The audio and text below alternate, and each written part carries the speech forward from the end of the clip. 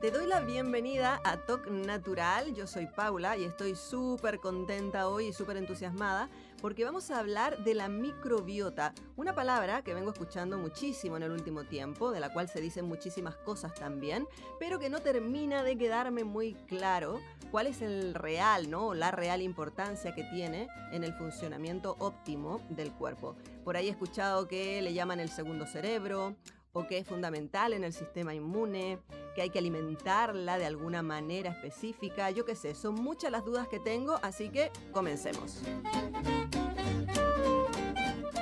Y para hablar de este tema estoy con una experta. Si tú escuchaste los primeros podcasts que hicimos sobre el omega 3 DHA, ya la conoces. Ella es Yamalis González, una experta en nutrición, asesora además nutricional de New Science. ¿Cómo estás, Yamalis? Bienvenida. Hola Paula, ¿cómo estás? Un placer y un gusto volver a compartir contigo este espacio y hablando, como tú bien dices, de un tema tan maravilloso y tan interesante y que hoy en día está más en boga, por llamarlo de alguna manera, y que debemos tener muy claro cuáles son los conceptos y qué podemos hacer un poquito para mejorarla, para mejorar nuestra salud, porque de eso se trata. Así es, por eso te tenemos hoy aquí para que nos cuentes todo lo que tenemos que saber sobre la microbiota. Y bueno, comencemos como siempre por el principio. ¿Qué es la microbiota? De hecho, tengo una duda. ¿Es lo mismo que la flora intestinal o no? Oh, muy buena pregunta, muy buena pregunta. Empecemos definiendo. Anteriormente se hablaba de flora intestinal. Hoy en día, científicamente, el término utilizado es microbiota para no confundirlo quizás con la parte del reino vegetal. No es una flora, Mm, no es vegetal. ok. Las bacterias son de origen de las homóneras y por lo tanto la microbiota es el conjunto de microorganismos, de bacterias, de virus, de hongo que se localizan en los distintos sitios anatómicos del cuerpo. Fíjate que en el cabello tenemos microorganismos, tenemos bacterias, en la piel, en la cavidad oral, en los genitales, en el intestino. Entonces, de acuerdo a dónde se localice ese conjunto de microorganismos, es que se denomina microbiota de la piel o microbiota intestinal, ¿entiendes? Entonces, Perfecto. a raíz de allí es donde viene justamente el término. Entonces, microbiota es eso, el conjunto de microorganismos que se localizan en un determinado sitio anatómico. Ahora, lo que es súper importante es que de toda esa carga bacteriana, que es millones y millones, trillones de bacterias, el 70% de esa carga bacteriana está contenida en el intestino a predominio del intestino grueso. Entonces, fíjate que si nosotros nos ponemos a ver todo el tracto digestivo desde la boca hasta el ano, a través del cual ingerimos los alimentos y cuya función en parte es la digestión de esto, tiene una superficie que puede medir incluso hasta unos 200, 300, incluso hasta 400 metros cuadrados. Si nosotros pudiéramos extender completamente. ¿Qué dices? Claro, si nosotros pudiéramos extender completamente la superficie del intestino, nos encontraríamos con ese tamaño de superficie absortiva y que justamente es como nuestra puerta de comunicación entre el medio exterior y nosotros. Wow, estoy impactada. ¿200 metros cuadrados me dices? 200 a 300 metros cuadrados, incluso se habla hasta más de 300 metros cuadrados como superficie absortiva, porque claro, una cosa es el tamaño del tubo digestivo y otra es la superficie que tiene ese órgano para poder absorber y cumplir todas las funciones que tiene el tracto digestivo, que son bastante. Entonces, como te digo, es como que nuestra puerta de comunicación entre el medio exterior y el interior, por llamarlo de alguna manera. Perfecto. ¿Y cuál sería la función, vale, de esta microbiota? Bien, las funciones de la microbiota intestinal van desde la producción de ciertas vitaminas, como la vitamina K, la vitamina B12, folatos, por ejemplo, Sí. fortalecer el sistema inmune. Tú hablaste que se habla de nuestro sistema de defensa, de nuestro segundo cerebro. Entonces, fíjate que en el sistema digestivo se localiza aproximadamente el 80% de nuestro sistema inmunológico. Y nuestro sistema inmunológico es nuestro sistema de defensa. Si nosotros lo pudiéramos relacionar con un ejemplo como muy práctico, pudiéramos hablar de las ciudades. Las ciudades tienen, digamos, medidas de seguridad para poder ingresar. Si nosotros habláramos de un mall, tienen tienen seguridad, tienen personas que se encargan de la seguridad del mall, Ujú. que permiten la entrada y controlan la entrada de las personas. Algo así pudiéramos un poco hacer la analogía con lo que es el tracto digestivo y con lo que sería la microbiota para nosotros. Es como ese sistema de defensa, ¿ok? Además, nos defiende contra lo que serían microorganismos nocivos, influye muchísimo en lo que es la metabolización de los alimentos. De hecho, cuando una persona, por ejemplo, tiene intolerancia a la lactosa, pero tiene una microbiota adecuada o consume probióticos, estos de alguna u otra manera van a ayudar a metabolizar esa lactosa que llega al tracto digestivo o al intestino grueso. Mm. Sin metabolizar, ellos la van a ayudar, ¿ok? Tienen la capacidad incluso de producir hormonas como la serotonina, que es la hormona de la felicidad. Entonces, son muchas las funciones que concentra esa microbiota, además que tiene una relación muy estricta entre lo que es el cerebro, entre lo que es la microbiota del pulmón, entre lo que es la microbiota de la piel. ¿Por qué? Porque justamente es allí donde se localiza la mayor carga bacteriana. Es como nuestro sistema de defensa también. A ver, entonces, según lo que tú me estás diciendo, todo este conjunto, ¿no? De bacterias, de virus y de hongos son los que participan, ¿no? En esta protección del sistema inmunitario. Claro, exactamente. De mantener la integridad es lo que nos permite justamente el paso. La mucosa intestinal, todo el epitelio, es selectivamente permeable. Él va a permitir entonces el paso de lo que serían nutrientes y va a evitar como tal el paso de toxinas, de alérgenos, de contaminantes. Es allí justamente Mm. donde está, como quien dice, la mayor función o una de las mayores funciones como tal de la microbiota O intestinal. sea, me estás derrumbando un mito que yo tenía en mi cabeza de que las bacterias, los virus y los hongos eran malos. O sea, no son malos. Claro, siempre y cuando estén en equilibrio. Mm. Nosotros coexistimos con una cantidad de bacterias y es importante que se mantenga un cierto equilibrio. Hay las denominadas bacterias patógenas, hay las denominadas bacterias beneficiosas, hay aquellas que son oportunistas también, que deben estar en una concentración específica porque obviamente si pasan o si aumentan pueden ocasionar daño al organismo. Y ahí es cuando nosotros hablamos de lo que se denominaría una disbiosis. Creo que también esa palabra está como muy de moda hoy en día, la disbiosis intestinal. ¿Cómo es la palabra? A ver, Disbiosis, repítemela que no te la entendí. disbiosis intestinal. ¿Y eso qué es? Cuando nosotros hablamos de disbiosis intestinal, estamos hablando de un desequilibrio de la microbiota, es Ah. decir, donde puede ser que las bacterias beneficiosas, entre comillas, disminuyan, aun cuando las patógenas se mantengan dentro de un rango normal. Puede ser que aquellas bacterias oportunistas estén más altas de lo adecuado, o puede ser incluso que las patógenas sí estén aumentadas o que su función como tal no sea la adecuada. Entonces, cuando hablamos de disbiosis intestinal, hablamos de un desequilibrio en esa microbiota intestinal. Ok. ¿Bien? Ahora, si consideramos que tenemos 200 metros cuadrados más o menos, ¿no? De superficie donde habita esta microbiota, me imagino que no es nada fácil, ¿no? Mantener ese equilibrio. Claro, fíjate que además es totalmente modulable, Pau. Es totalmente modulable, a eso me refiero que puede ser totalmente cambiante. Los individuos tenemos microbiotas totalmente distintas unos y otros. Tú y yo podemos estar viviendo en la misma casa, consumiendo el mismo tipo de alimentación. Hoy en día estamos en cuarentena, por ejemplo, entonces en la familia Claro. normalmente estamos consumiendo lo mismo, estamos haciendo actividades más o menos parecidas en un ambiente relativamente reducido y sin embargo podemos tener microbiotas totalmente distintas. A lo que tú te refieres son los factores que pueden afectar esa microbiota. Mira, parte genética, parte la edad. Con el transcurso de la edad pueden haber disminución de los que se denominan bacterias beneficiosas. Ujú. Lactobacillus, bifidobacterium tienden a disminuir. La nutrición. La nutrición es totalmente importante para mantener el equilibrio de la microbiota intestinal, lo que consumimos. Lamentablemente, y tú lo sabes que es así, Pau, hoy en día estamos consumiendo muchos alimentos ultraprocesados y más que alimentos son productos. Claro. Entonces, la cantidad de aditivos, de químicos, de conservantes, de colorantes que estamos consumiendo es bastante alta y justamente eso va a alterar el equilibrio de esa microbiota y al alterarse ese equilibrio se pierde la integridad, es decir, se pierde como esos vigilantes de la puerta del centro comercial Claro. y comienzan a pasar, a ingresar cualquier cantidad de toxinas que a fin de cuentas van a ir a generar lo que se denomina una inflamación, van a ir a alterar el sistema inmunitario y por lo tanto esto es el caldo de cultivo o de base de muchas enfermedades, de las llamadas enfermedades inflamatorias que son la mayoría o son todas. El ejercicio, Sí, sí. el ejercicio también afecta mucho si una persona es sedentaria o no.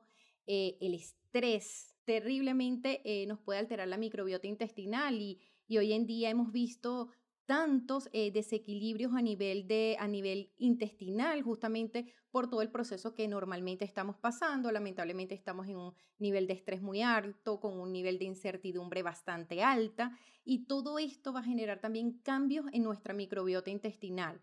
El hábito tabáquico, alcohólico, los medicamentos terriblemente afectan. Uy, ese tema, ¿eh? Ese tema es súper importante porque Ujú. yo recuerdo que cuando yo era jovencita podíamos consumir antibióticos, por ejemplo, sin ninguna prescripción médica. Yo me iba a la farmacia, pedía un antibiótico y me lo tomaba porque tenía muchos problemas en la garganta, muchos dolores y tal, y me lo tomaba como si fueran aspirinas. Y resulta que después con los años se dice, ¿no? Que es súper importante controlar el consumo de antibióticos porque precisamente afecta, ¿no? La microbiota, por lo que estoy entendiendo. Mira, eso que estás hablando es súper importante, Pau, porque estamos muy acostumbrados a automedicarnos, estamos muy acostumbrados a de repente tener acidez, tomo un antiácido. Tengo estreñimiento, tomo un laxante. Tengo apenas una fiebrecita, seguro esto debe ser bacteriano y tomo un antibiótico. Lo que tú estás diciendo es extremadamente común y lamentablemente con este tipo de acciones vamos a ir a desequilibrar la microbiota intestinal. Un antibiótico, por ejemplo, va a ir a destruir, a barrer, a tratar de quitar todo lo que son bacterias patógenas y también va a arrastrar lo que serían las bacterias beneficiosas y que tantas funciones tienen en nuestro organismo. Entonces, de una u otra forma, al alterar ese equilibrio, van a provocar daños a nivel intestinal y eso se va a traducir a nivel sistémico y vamos a comenzar con estos malestares de flatulencias, incomodidades, cólicos que no sabemos de dónde vienen, todo nos está cayendo mal, hinchazón, ese tipo de malestar y muy común que la persona diga, todo lo que como, absolutamente todo me cae mal. Y es porque Sí. en parte puedes tener un desequilibrio básicamente de tu microbiota. Y este tipo de medicamentos, antibióticos, antiácidos, laxantes, alteran de una manera impresionante lo que es el equilibrio.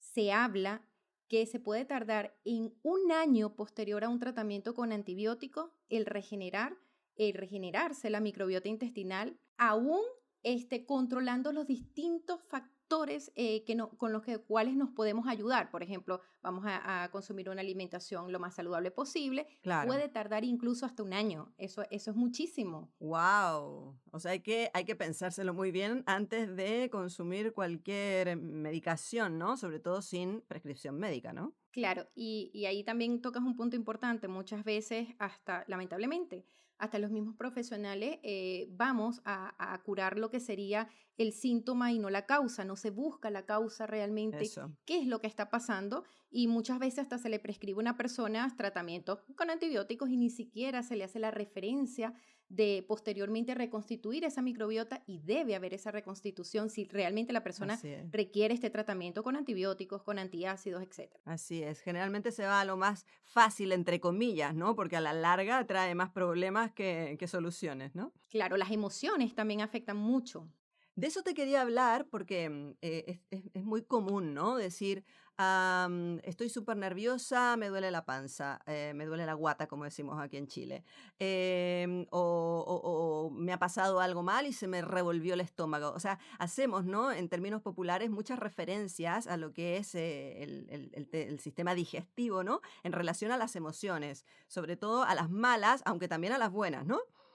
Pero en general a las malas, ¿no? Este me cae como patada en la guata, un clásico dicho.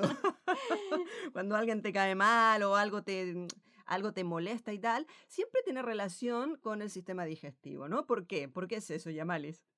Fíjate que siempre va a haber lo que sería una relación entre lo que es el intestino y lo que es el cerebro, en relación emociones, y esto es bidireccional, del cerebro hacia el intestino, del intestino hacia el cerebro. Y como tú bien dices, es muy común oír este tipo de aseveraciones, por llamarlo de alguna manera.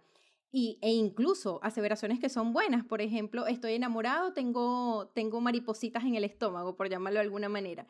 Y todo esto definitivamente sí va a afectar.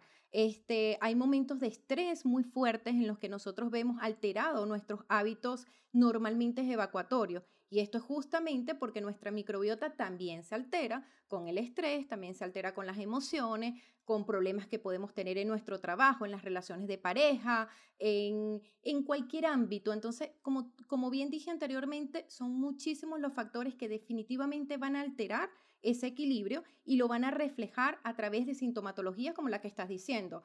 Tengo diarrea, tengo estreñimiento, todo me cae mal, tengo flatulencias, gases, erupto, y todo es producto justamente o puede tener una base muy fuerte a nivel de una alteración de la microbiota intestinal que se da incluso hasta en los más pequeños, incluso hasta los más pequeños a veces los automedicamos.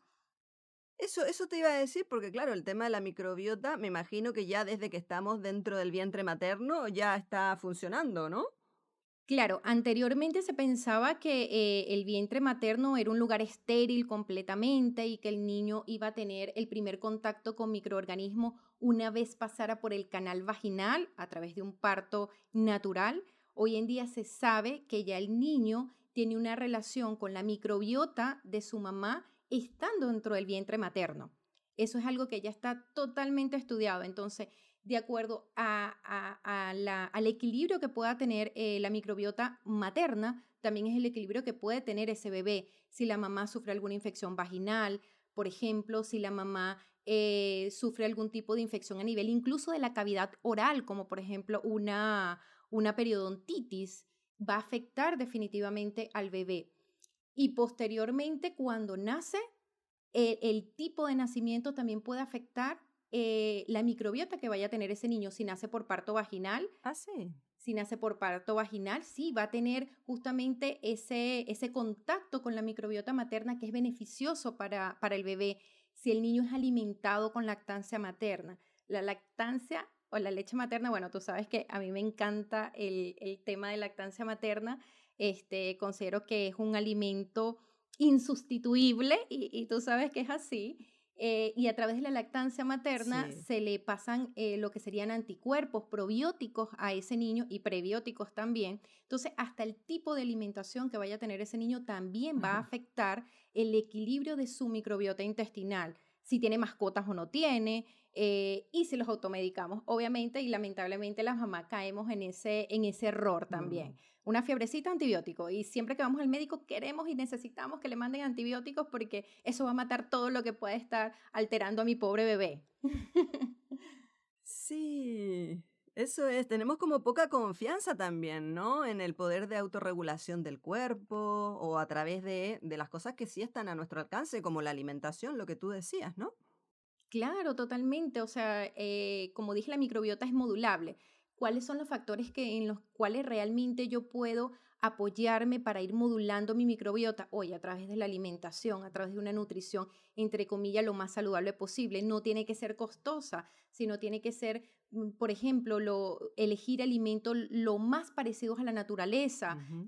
Voy a preferir una fruta entera, voy a preferir un vegetal antes de ir a comprar un producto envasado con la cantidad de químico. Si tú te pones a ver, muchas veces los ingredientes ni siquiera los sabemos Sí, pronunciar sí, y eso ya nos debería dar una sí, alarma. O sea, sí, la lista de ingredientes que tienen los alimentos es de 10, 15 ingredientes. Eso ya es una alarma para cualquiera.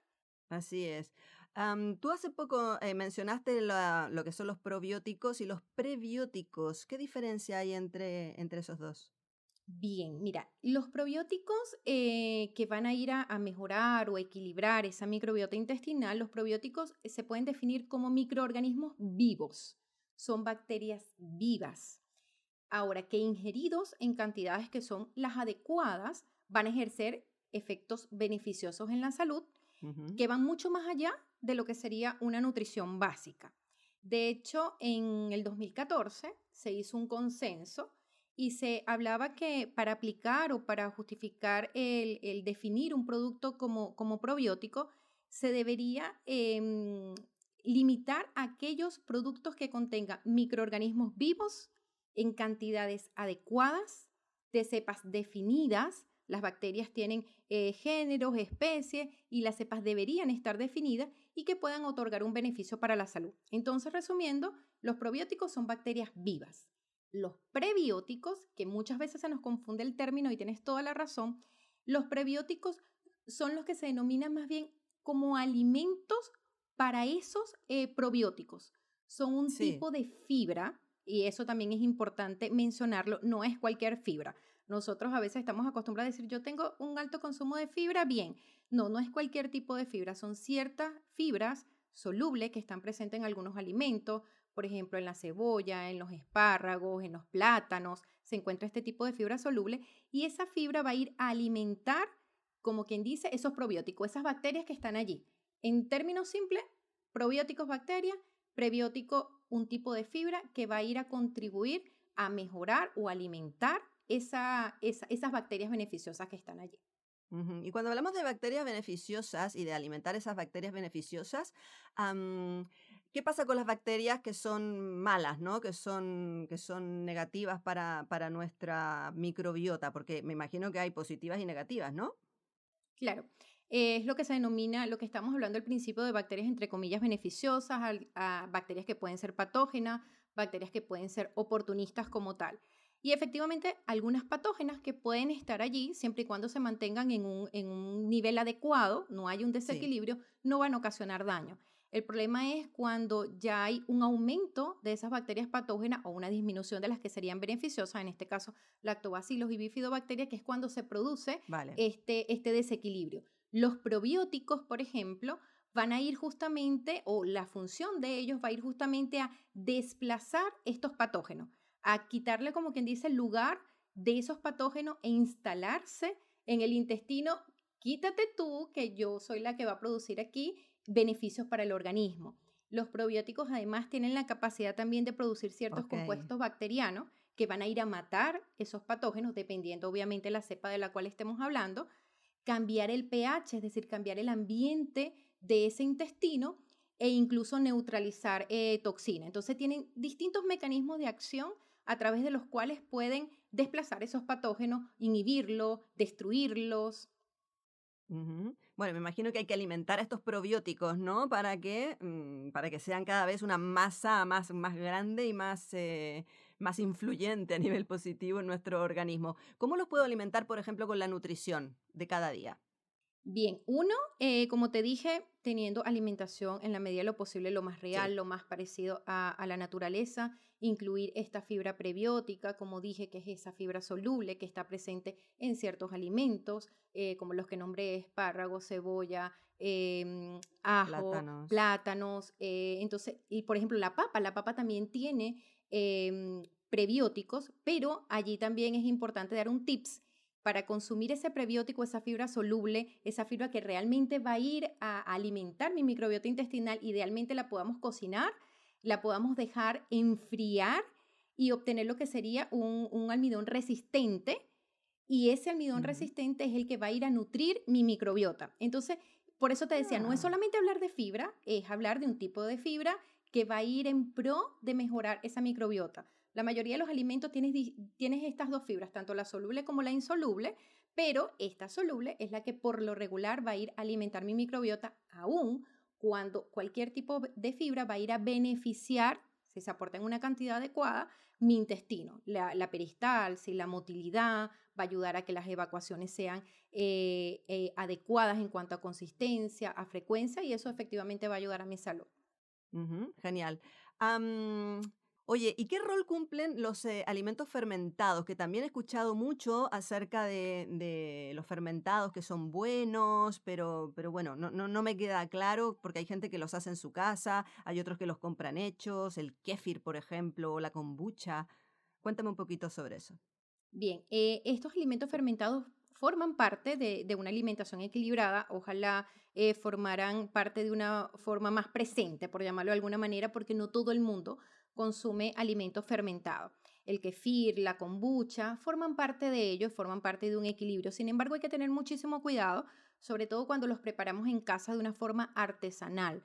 Hay ciertas medidas higiénicas que debemos tomar en consideración. hacerlos, por ejemplo, con agua filtrada, el lavarse las manos, depende del tipo de producto que yo vaya a elaborar en casa, tener ciertos cuidados, saber identificar cuándo estos productos pueden estar malos, por ejemplo. La kombucha se consume muchísimo, hay muchas personas que la consumen y muchas veces la misma kombucha da como producto la generación de ciertos hongos cuando el nivel de acidez para matar o destruir lo que serían las bacterias patógenas disminuye. Entonces, claro, ahí el sabor de la kombucha como tal cambia muchísimo, pero muchas veces está ese hongo allí y ni siquiera nosotros lo logramos percibir. Entonces, ahí hay que tener muchísimo ojo cuando elaboramos este tipo de productos en casa y si los compramos, que sean de fuentes que serían confiables como tal.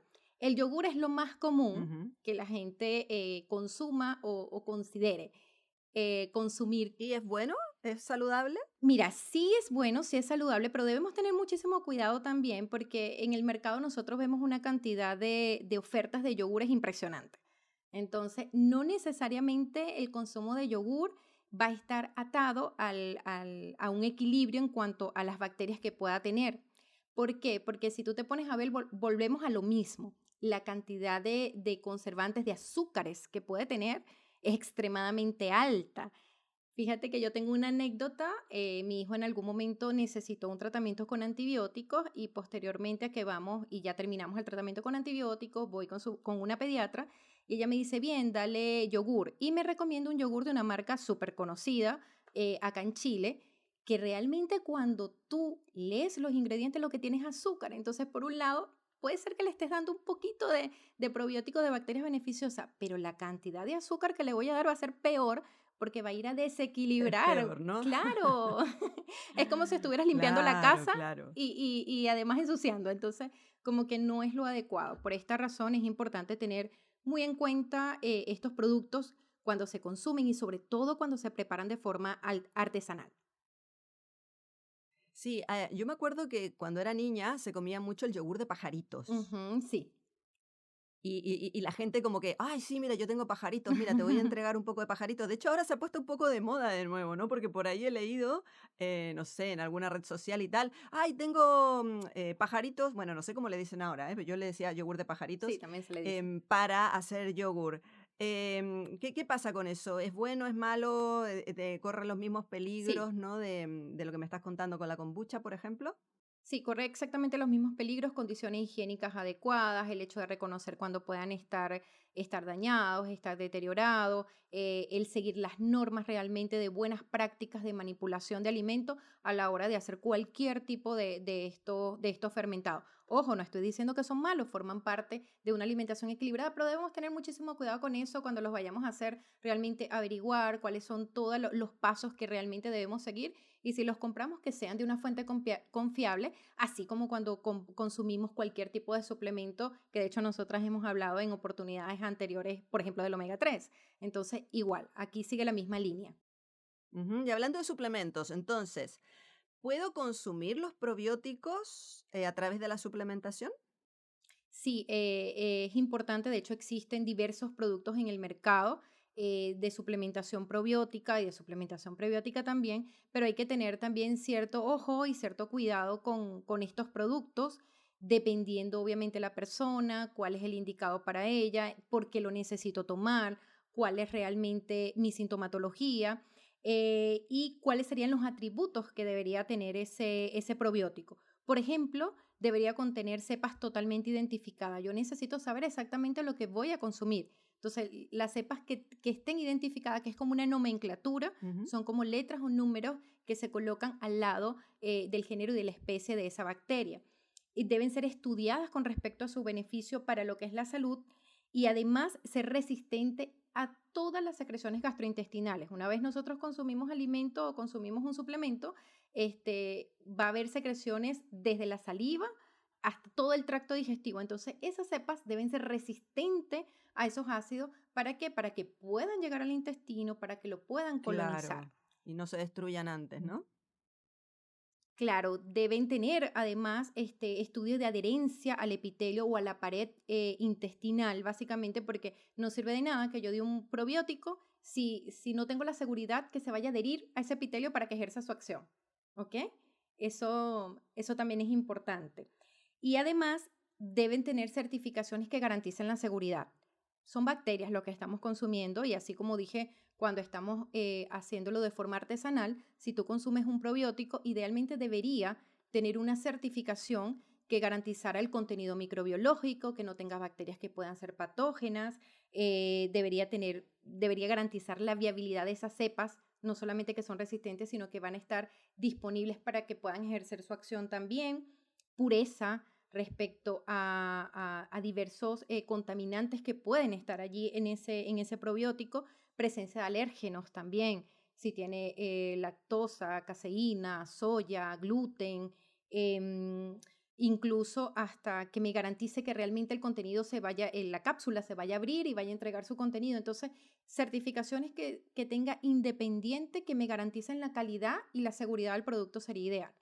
Ujú. Bueno, como en todos los consumos, ¿no? De suplementación que ya lo hemos conversado anteriormente.